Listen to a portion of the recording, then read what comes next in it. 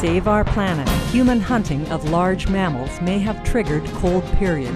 A team of U.S. researchers have newly theorized that when 80% of the population of large-bodied mammals in the Americas was hunted to extinction following the arrival of humans some 13,000 years ago, the resulting sudden decrease in methane emitted naturally by the animals may have been the primary catalyst for the dramatic Younger Dryas event, a sudden planetary cooling that lasted for at least 1,000 years. Until now, the onset of the Younger Dryas cold snap was known to be sudden, but its cause has long been a mystery. Supreme Master Television spoke with one of the study's authors, Dr. S. Kathleen Lyons, a paleobiologist at the Smithsonian Institution in the USA. Approximately 13,500 years ago is when humans arrived in North America, and within 2,500 to 3,000 years, by 10,000 years ago, the last of these large mammals had gone extinct.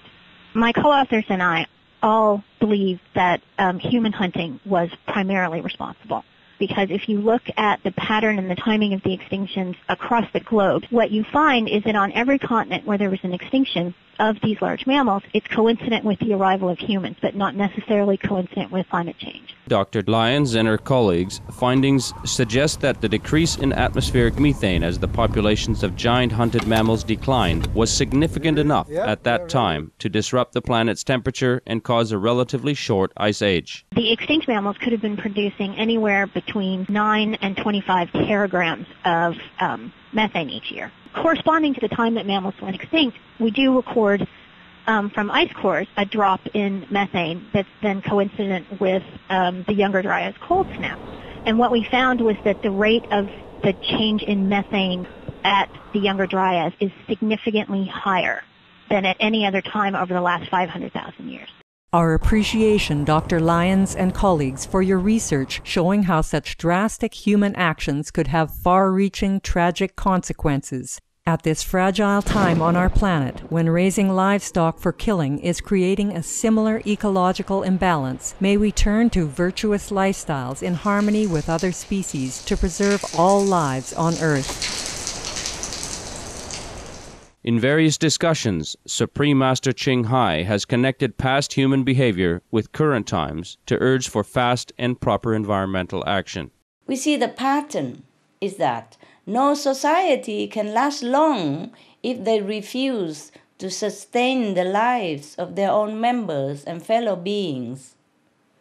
I mean, include other beings like animals and trees. Or if they destroy the environment they live in, then that society cannot live long. The real problem is our meat consumption, the tendency of mass killing that we have made a part of our lives. It is not normal.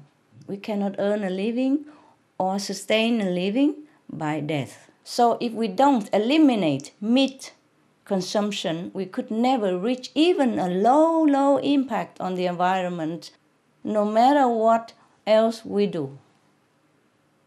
We must stop the most inefficient, unsustainable, lives-destroying practice of murdering animals and stop it now. Stop it yesterday. The animal meat industry has to go, be it animals from the air, the land, or the sea.